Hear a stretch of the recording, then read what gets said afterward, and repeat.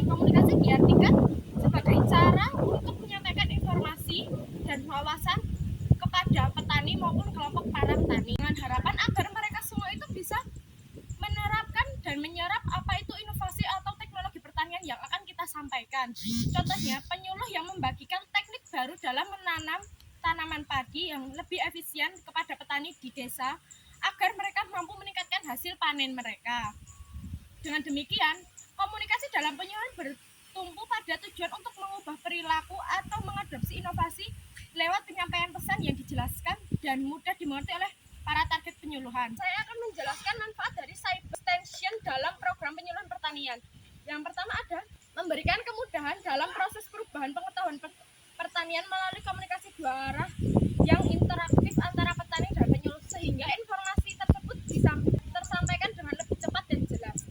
Yang kedua, mengulas materi penyuluhan secara lebih mendalam dan luas, meningkatkan mutu informasi dan mempercepat penyaluran teknologi baru kepada para petani menjadi pengguna akhir. Yang ketiga, tersedianya informasi secara kontinu dan dengan volume data yang hampir tak terbatas yang memungkinkan akses tersebut dari berbagai lokasi tanpa batasan geografis.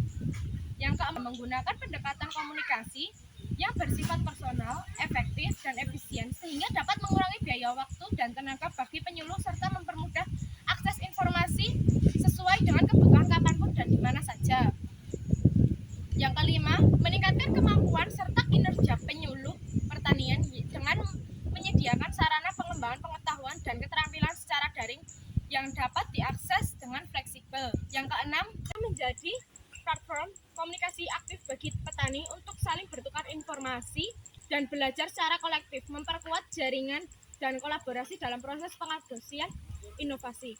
Dengan demikian, cyber extension merupakan alat krusial dalam penyuluhan pertanian masa kini yang memanfaatkan teknologi digital untuk mempercepat, memperluas, dan memperdalam distribusi informasi pertanian dengan cara yang efektif dan efisien. Berikutnya, bagaimana cara penyuluh meningkatkan efektivitas komunikasi dalam penyuluhan pertanian? Yaitu dengan cara menerapkan, yang pertama, menggunakan bahasa yang jelas dan mudah dipahami.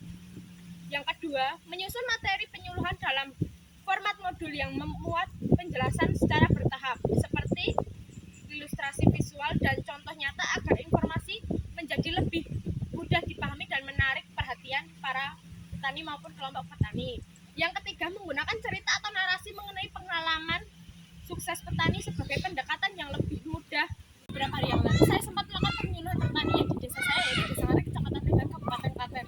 Dengan yang pertama, inovasi pertanian yang sudah dijelaskan kepada penyuluh untuk para petani, yaitu penyuluhan mengenai penerapan pupuk organik cair sebagai alternatif pupuk kimia untuk meningkatkan kesuburan lahan serta peningkatan hasil panen secara maksimal.